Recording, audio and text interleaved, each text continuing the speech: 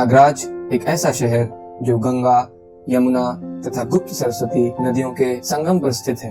यह एक ऐतिहासिक एवं पौराणिक नगरों में से एक है। प्रयागराज में कई सारे ऐतिहासिक स्थल हैं, जिनके बारे में हमारे पास कई जानकारियां हैं, जैसे कि त्रिवेणी संगम, इलाहाबाद का किला, खुसरू बाग आदि। लेकिन काफी लोगों को आज भी भीटा के बारे में नहीं पता है, जो कि प्रयागराज से 20 किलोमीटर दूर 8 एकड़ में फैला हुआ एक गांव है।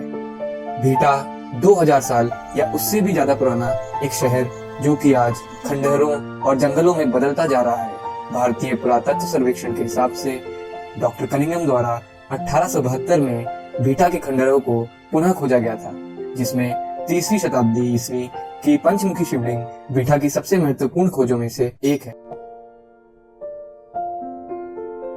भीटा, जो आज के समय में एक छोटा सा गांव है, वह जगह 1ली शताब्दी ईस्वी से 6ठी शताब्दी ईस्वी तक भारत का सबसे बड़ा व्यापार केंद्र हुआ करता था। आदिम युग, मौर्य राजवंश, सोंगा, आंध्र, कोसाना और मौर्य अवधि में यह गिल्ड का घर था, इकलौता गिल्ड का घर जिसके प्रमाण आज भी मिलते हैं। व्यापारियों, कारीगरों, मवेशियों के लिए यह एक बहुत बड़ा व्यापार केंद्र था, जो मथुरा से बहती हुई यमुना से कोलकाता को जोड़ता था। सम्मेलन हॉल, नाविकों के लिए रुकने के हॉल जैसी कई चीजें यहाँ प्राप्त हुई हैं, जो कि अपने आप में इसको बताती हैं कि यह एक बहुत ही संपन्न और विकसित शहर हुआ करता है। भीटा के खंडहरों से कुछ ही दूर यमुना की गोद में बसा 15 फीट ऊंचे पत्थर के टीले पर सुजावन देव मंदिर।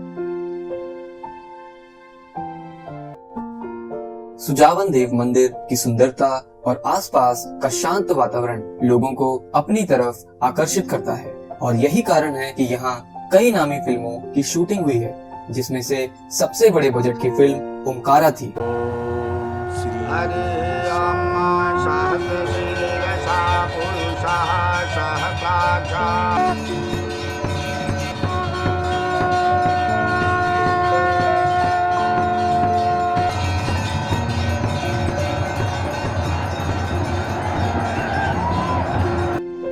सन 1645 में इलाहाबाद के सूबेदार शाइस्ता खान ने इस मंदिर को नष्ट कर दिया था। बाद में लोगों के द्वारा इस भव्य मंदिर का निर्माण किया गया।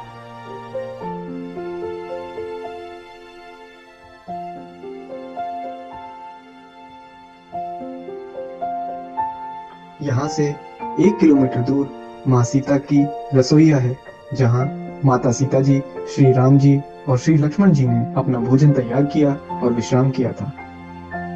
बाबा महाकाल जी की पंचमुखी शिवलिंग विराजमान है, और यह मंदिर की मान्यता है कि श्री रामचंद्र जी वन गमन के लिए जब निकले थे, तो चित्रकूट से होते हुए यमुना पार जब आए, तो इस जगह पे एक रात्रि विश्राम कर भगवान भोलेनाथ शिव जी की आराधना की थी, और प्रातः काल यहाँ से चित्रकूट के लिए रवाना हो गए थे।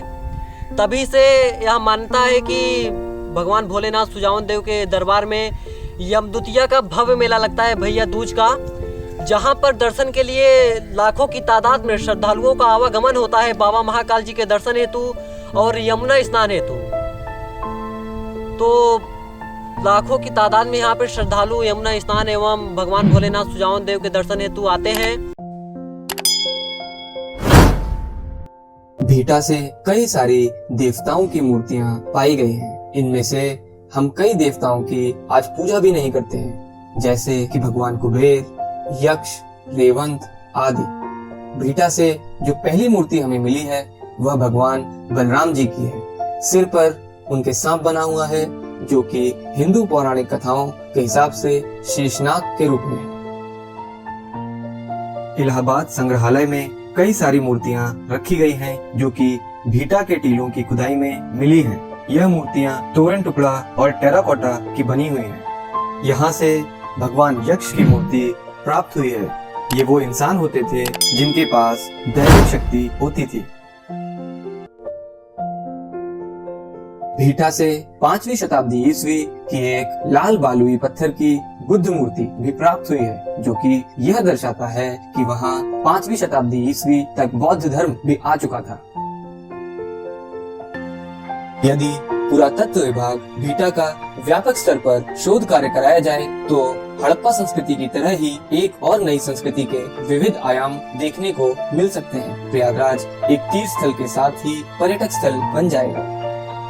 भीटा बहुत ही अद्भुत है। लोगों को भीटा के अद्भुत नजारों को आकर जरूर देखना चाहिए।